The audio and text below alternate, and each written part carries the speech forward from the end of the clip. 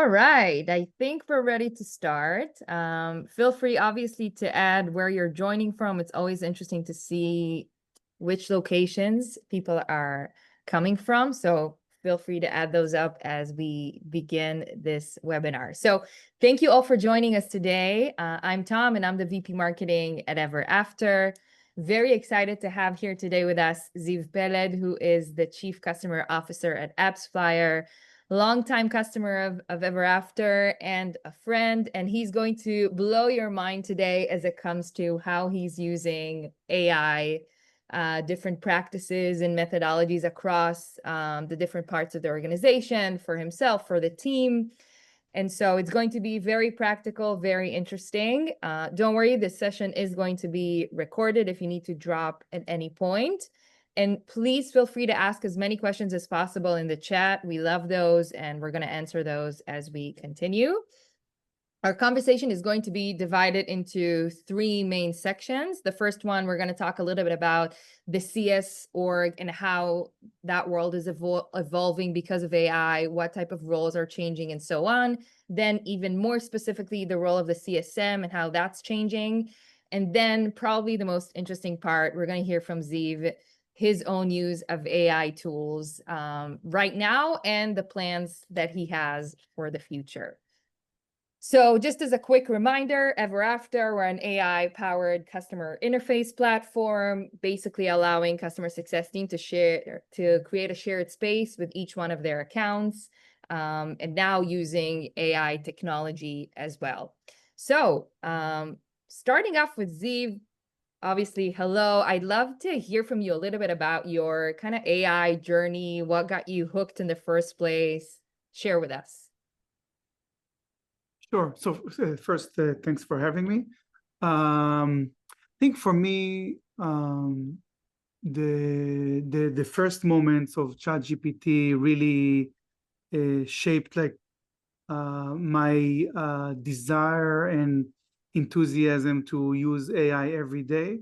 It's I just presented 2.5 weeks ago in a customer success conference, and I said there on stage that when I was around 6 years old, I got my first PC, my first computer, and I didn't adopted it back then. And then only 6 years after, I got another computer and I adopted that. And when I prepared that presentation for the conference, I thought about it of the 6 years that I missed, of the things that I could have used and learned. And I think, first PC, first computer usage for each and every one of us is, I think that for most of us, it's the basic interface for us with technology, with, the expanding our intelligence with something that is not HI. And then that was keyboard, mouse, and a screen back then for the second computer. And when I got to use ChatGPT for the first time in 2022, I knew that, this is the new interface. Not to say that I'm not the big fan of chat, but I think I learned also to like it. But it's a different opportunity to get so much more. So if we think about computer and compute and the ability to run more things in a stronger computer, and then servers, and then cloud, but now with AI, it's really endless. And I think so. From 2022, I'm using ChatGPT and other tools, and personally, and I feel what it does for me. I think for everyone, but specifically here, we're speaking about customer success. Think that it's a once in a lifetime opportunity for customer success managers to either hop on the train, and by the way, it's the train is already out, and we are just left the station. Left the station for sure, and we're just hopping on the last I don't know, cart. So the ones that will not, I believe that they will stay behind. And the second part of it is in 2024, I realized that because the interface changed, and it's not only a computer now with a keyboard and a mouse and a phone and a touch screen.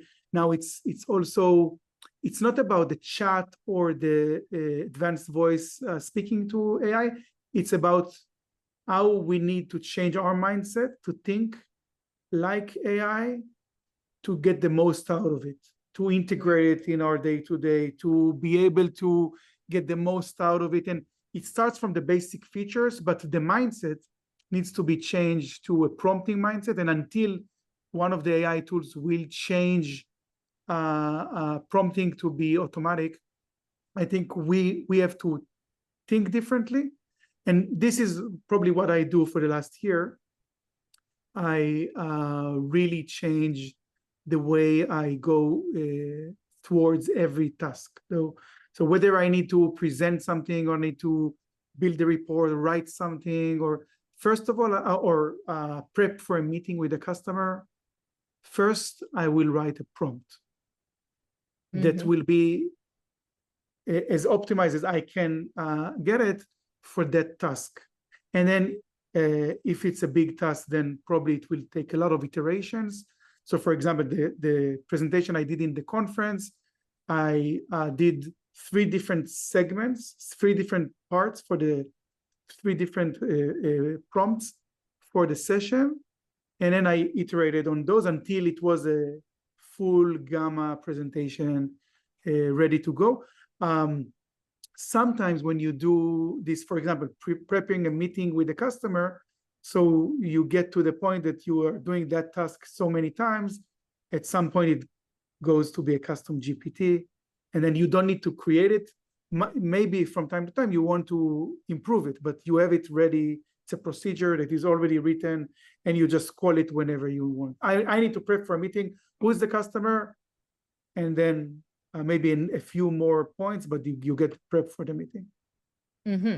So you did mention the custom GPT. Maybe it's a good timing to just quickly understand, maybe from the audience, with a quick poll that we've created about custom instructions.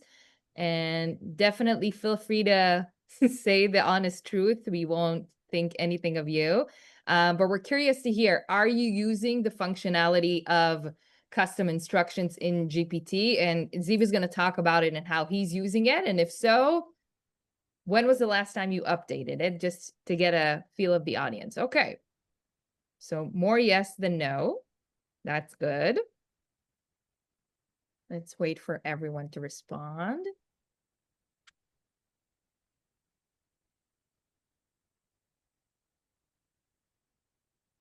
All right.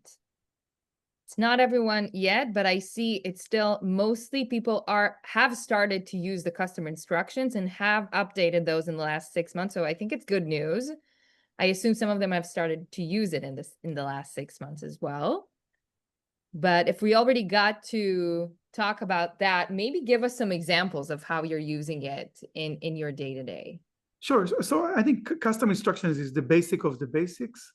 It's like I think if you are not using it, it's like then you didn't set the program. So like actually you go generic on ChatGPT and it doesn't know you. So for me, ChatGPT knows everything about me, including what I'm updating is pretty much everything that I know that I planned for this year. So my role, the company, our high-level goal, some initiatives, and then some very strategic innovations and things that we are running. So every time that I'm asking, if I'll ask ChatGPT now, what should I focus my time on today, then maybe I will input, I'll say I have these 3 tasks on my table, but it also knows those yearly goals that I have, and it can say, maybe there's something from the yearly goal that is not in those 3 tasks that is more important. And that's really, really intelligent.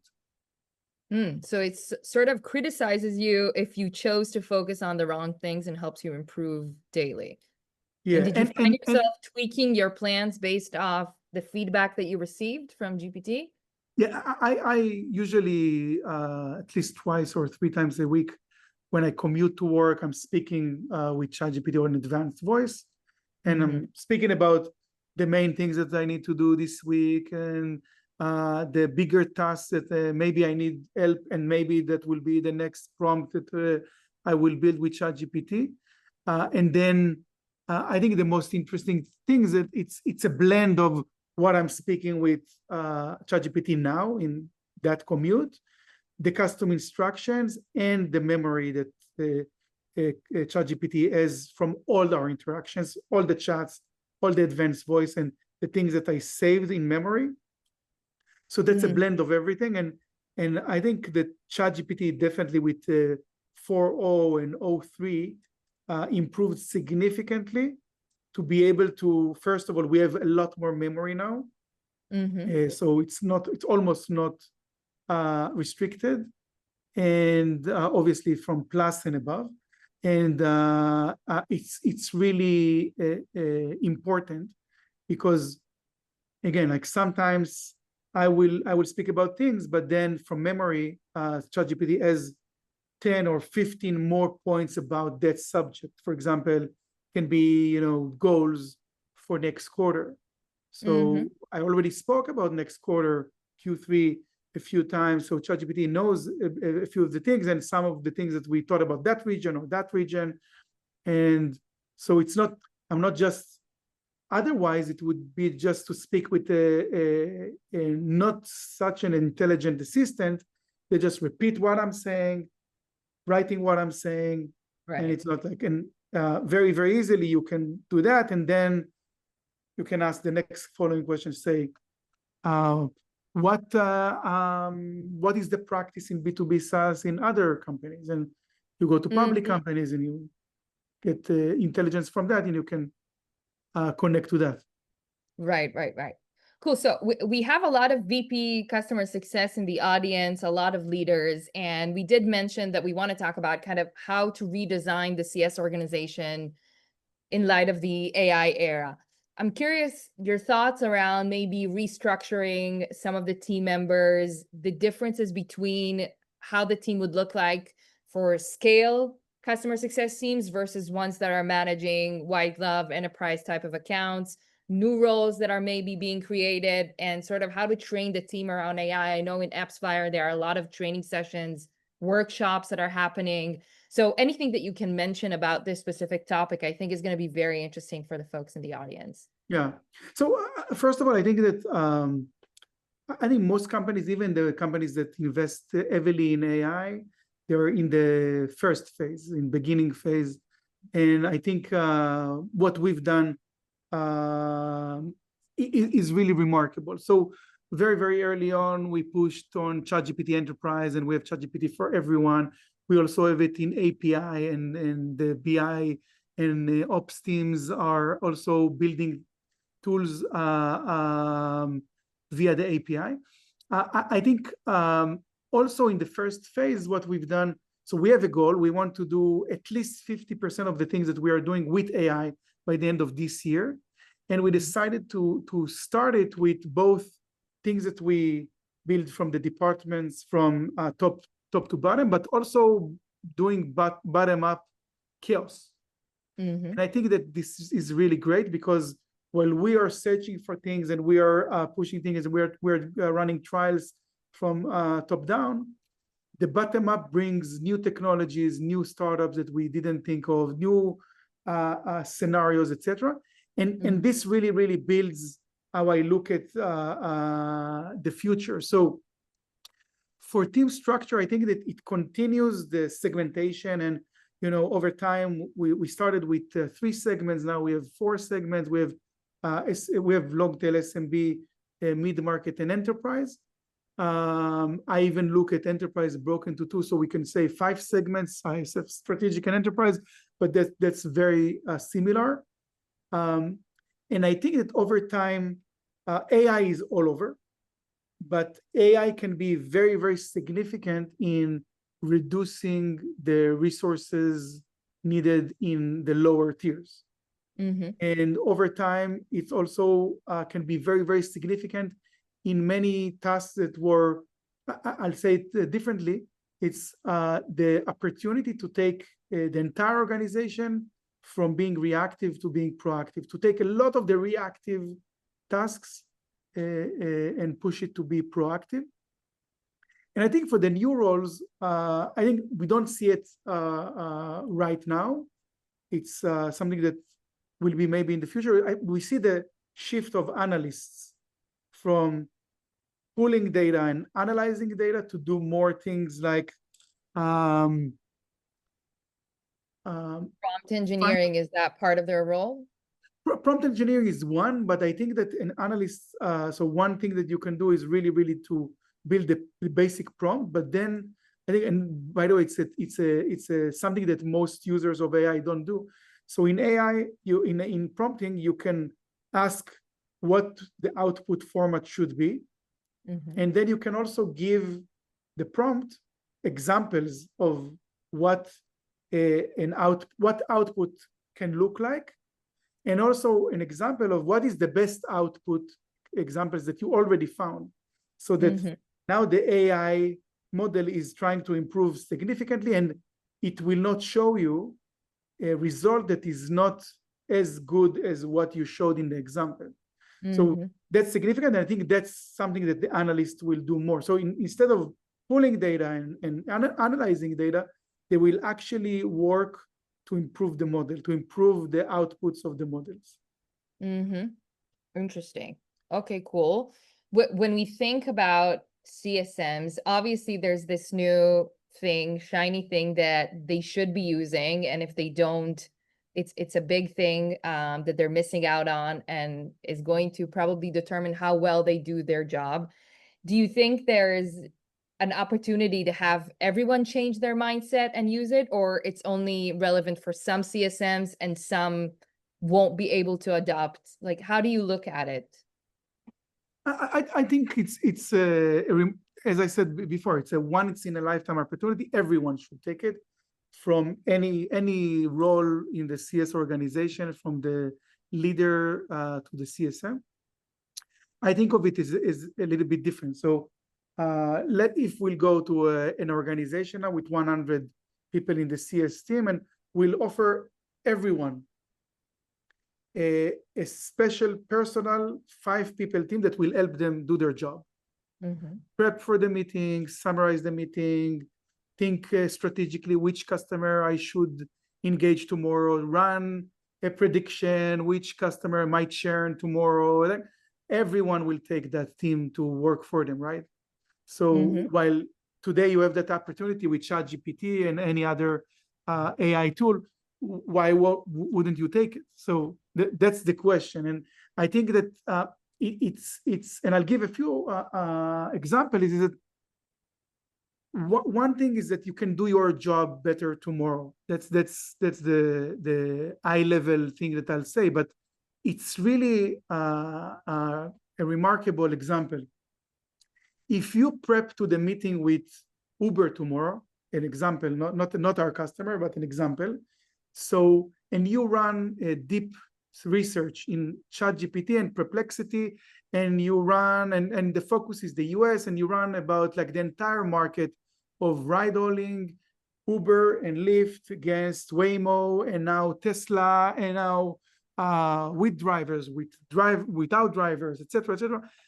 And then you take the view of the marketing teams, because for us it's marketing. So I promise almost every CSM that will do it, that they can come to that meeting tomorrow on par with most of the people from the customer side, and they might even be in advantage over 1 or 2 people in that meeting from the customer side.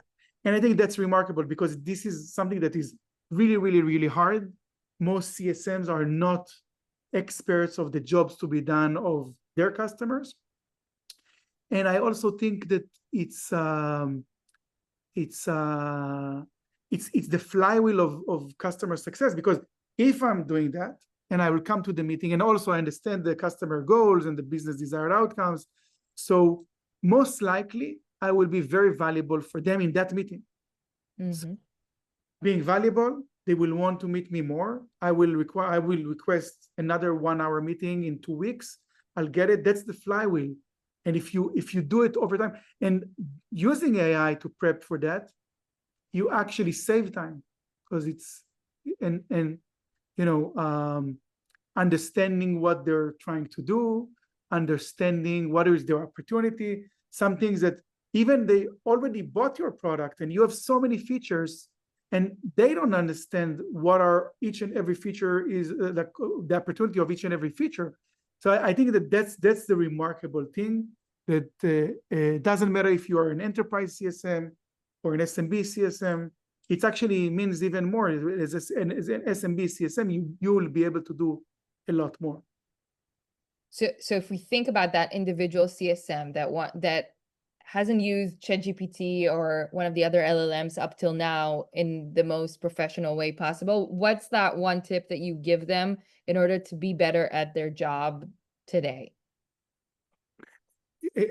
What I just said. Like, where do they start? You mean you think that researching that company prior to the meeting would be your starting point? Yeah, and then I think, if you have an e-commerce customer and then you go and you prep for that meeting, then in 2 weeks when you meet your next e-commerce customer, you're already more knowledgeable.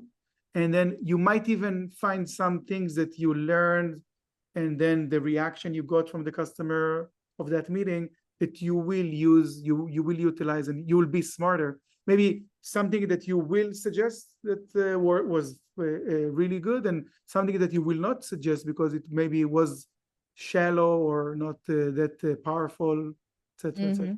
I think it's endless, because then there's so many other features. I'm not going to mention it now, maybe later, but that you can build your knowledge, and this is actually that's what PC was in the past for us, and then what AI is now for us. It's an extension of our intelligence, and it's so much wider and extended with AI. So if we jump into what you're doing right now on a day-to-day basis, as far as the tools that you've developed, and I'll show some of the examples that we've discussed earlier, your AI tech stack, maybe different ways that you stay informed, because I know you're very knowledgeable about the different updates that are coming up. Maybe let's start with those few examples. And you mentioned that use case generator that you have internally at AppsFlyer. Maybe share with us how that works exactly. Yeah, so actually it's interesting because we have a few teams that created very, very similar things. So we have a few of those custom GPTs that in the end, in the back end, a few CSMs contributed to that and wrote, actually it's like a table of all the features and all the use cases for all the verticals. So it's generic, it's not per customer, but it's saying one link for the travel industry will be good and can do 4 of these things. And P360 anti-fraud can do these things and for each of the verticals. And then the only thing that the CSM needs to do, even on the taxi, on the way to the meeting with the customer, is just write the name of the customer and the feature, and they get the table of a few of the use cases. And not necessarily all the use cases will really be relevant, but most of them will. And it's and as you can see, is like it says it's describing what is the opportunity of that feature, and then also the impact. And obviously we cannot show it here, but it's suggesting what the impact can be on the business of the customer, on the marketing performance of the customer. And this is significant. Like, to do it before, you probably would need to go to the customer to do discovery, to go back. If you are knowledgeable enough, maybe you will be able to do it yourself. But if not, then you'll need to go to your team leader or someone from product. And only then, so probably 4 hours of work and back and forth. And only if these people will be available, you will be able to do this turnaround. And that's and significant. Something that can be done on the individual level of the CSM creating it, or only on the organization level to everyone? Maybe explain a little bit about the So, technicality of it. so a very advanced CSM with AI knowledge can do it by themselves, for sure. It just, and by the way, everything that you do, if it's the custom instructions before, if it's building this, everything you can build with ChatGPT. You can ask ChatGPT to say, I'm building a use case generator, and my goal is to build a custom GPT out of it. I shared on LinkedIn a week ago how I created a custom GPT, and it fully explaining the steps how to do it. And to the point that, again, almost everything that you will ask ChatGPT, it will help you do. Even to the point, in the beginning, a custom GPT was hard for me to create because it's not like it's not a plug and play easy. But now it even offers me to download a JSON file to load in the custom GPT to create it. So it's just so ChatGPT will explain, will show how, and then also to the point of telling you like how you should build a table of features and verticals and what you should write in the description. You want to research the verticals, it will help you research the verticals. It can go very, very deep. And again, if I would go now to research the verticals, I will go and I do deep research. So I would spend either in ChatGPT or in Perplexity 5 to 10 minutes for it to do a deep research, because it might find in the internet someone that already did something similar that you can use, that can be 60-70% of the value of what you are looking for in, for example, to understand the different verticals in mobile market, for example. That's amazing. Huge time saver, 100%. Yeah. Another example that we chatted a little bit about earlier is that opportunity to create follow-up conversations, emails with folks that you meet randomly at events, customer success. Everything's about relationships, but you don't always have the time to grab all the information in quick conversations at events or different scenarios. Explain a little bit about how you optimize these conversations and follow-ups. Yeah, so here there's a different usage of different features of ChatGPT. We don't see it, but I'll explain. It's using projects, which, by the way, got a huge uplift in the last 2 weeks. A lot of things that were not supported by ChatGPT from the basic ChatGPT are now fully supported in projects, including memory and advanced voice. And you can pull a chat that you had before and now connect it to a project. So it's really, really incredible. If you think about the project, it's like ChatGPT is the no segregation, everything all over. And then when you go to the project, then you can ask a question or do a task that is only segmented for that area. And you can load files and you can give specific instructions for that area. So for this example, I was going to our internal event with VIP customers, around 100 customers. And this is, by the way, one of the things that I'm worst at. I'm not good in mingling, and I'm not good in writing notes in meetings, and I'm really the worst in follow-ups. So, and ChatGPT, here it's not how it's more productive. It's from 0 to 100. It's like I aim to engage with 30 people around that event in February. And then I took the RSVP list, all the people that confirmed. I enriched it with data from Salesforce in that CSV table. And then I upload it to the project. And then another thing that is hard, you're in a meeting, not exactly you catch the name of the person or how I should, it's written anyhow. And then I just need to say, I just met the guy from Luminatech, and I promised to send him a follow-up email. And then the email address, the phone number are available in the RSVP. It will be here. The follow-up email, also the context that we met in that event, and what type of customer that customer is. Everything is available there. And then even, like, obviously, I'm not going to send the follow-up during the event. So the week after, I have in my project all the follow-ups that I need to do. So it's very... That are very specific to whatever you discussed, because you dropped in that quick information during the event itself. You just send it out to ChatGPT. Yeah, and each of these chats I'm also using so some of these meetings are 30 minutes, 1 hour.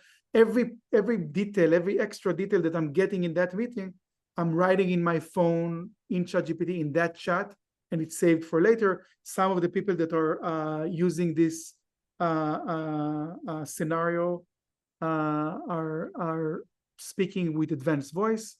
And now I'm sure that many people will start to record per chat. So per meeting, you'll just hit the record Just feature. the entire conversation. Yeah. So the record feature also released in the last 2 weeks. And you can record on your phone or directly on the Mac OS app of ChatGPT up to 2 hours. Crazy. It's crazy. Okay, wonderful example. And maybe this one relates to connecting ChatGPT to other systems and what you can make out of that. Maybe share with us that combo of Salesforce, Gong, and GPT. Yeah, so this is a semi-solution, like it's a first phase solution, we say, because we are working now to even connect everything. So everything that we have in the business side, we have we have a data lake for it. And now the biggest project that we have is to connect the GPT over the data lake. So when we have that, then all the data that we have in Salesforce and all the data that we have in Gong, we have in the data lake, including all the call recording and all the transcripts. So we will run it directly from there. Currently, we use another connector that connects both to Salesforce and Gong, and we're able to do these kind of things. So yes, you can go to Gong, and yes, you can have a email trigger from Gong to say, I want to get every call transcript of every call above 100K. But here, you're able to run much more complex queries, questions, and it's all, the goal for this task, what we want to achieve here is native language to SQL, kind of native language to query. Yeah, very cool. And in this specific example, maybe let's just give ways that we can maybe query ChatGPT in order to grab knowledge from all the systems together. Yeah, and again, you know, if you want to go into the deep example here, so what is interesting is that, for example, I want to understand specifically the risks of accounts above 100K, and it could be something specific to sentiment. You can easily ask about a topic of one of your features and to hear all the latest calls about that feature. And again, segment, you want to hear about all customers, that's one thing. You can also segment it and ask for only enterprise, etc. Very cool. And as we get close to the finish line, first of all, if anyone has any questions, please feel free to ask them in the chat or in the Q&A. And maybe share with us a little bit about the future. How is that going to look like in 2025, 2026? What are your thoughts around agents? You mentioned 50% AI at AppsFlyer. Yeah. So I think agent is the next thing, for sure. And I think that it's a big step, because first we need to find all the scenarios. And then we need to find the agent to build it. And then there's the biggest question, build or buy. Yeah. And then we both know that question, and we've been there. We did the build and we did the buy. Yeah. And by the way, there's no right answer. There's this will continue, and we will do both build and buy, one next to the other. I think that the biggest thing with agents is when for which scenarios and when we will get the confidence to really let go. Yeah. Because we need some level of quality.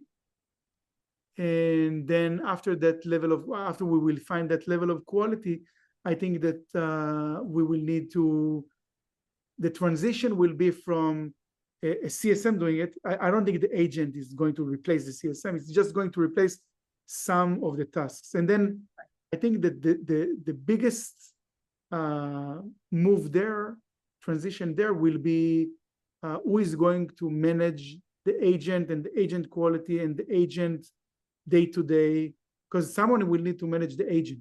And then I think when we're talking about new roles within the CS team, that person is the one managing the agents. And then that's the biggest question to me, is it CS ops? Is it still in the CS team? Is it like, is it marketing? Is it general ops? Is it, I don't know. And then the question is, again, if at some point AI agents will be able to manage some, more, let's say in the long tail, they will manage some bigger portion of the account. Who will they report to? Good question. Yeah. Good question. Maybe one last question that I have. I know you're following some influencers that are talking about how they're using AI. Maybe share with us your top 2 that help you stay updated on what's going on in the AI world as well, because I'm sure everyone wants to know. Yeah, I think daily I follow Ruben Chassid. Multiple times a day he posts really amazing things. I think also one thing that is really significant in his posts, that is he really explains the scenario and shows how he's using it extremely, and usually shares also the prompt to copy. So this is really significant. Amitai Boneh also has something that is significant, and Galit Galprin for sure. She's also a consultant for us. And I think that she writes in a very interesting way that you want to consume it, you want to read the entire post. And then she writes a little bit more to product managers, but not only. But then I think it's also the 3 of them. I think I really like reading about them, reading their posts, because they try to push your mindset. So I think it's important. 100%. All right. Very cool. Thank you so much. And I'm sure you'll be available if anyone has further questions. I know you're very available on LinkedIn to whoever wants to take AI to the next step. For sure. Thanks again. Bye, everyone. Thanks for joining us.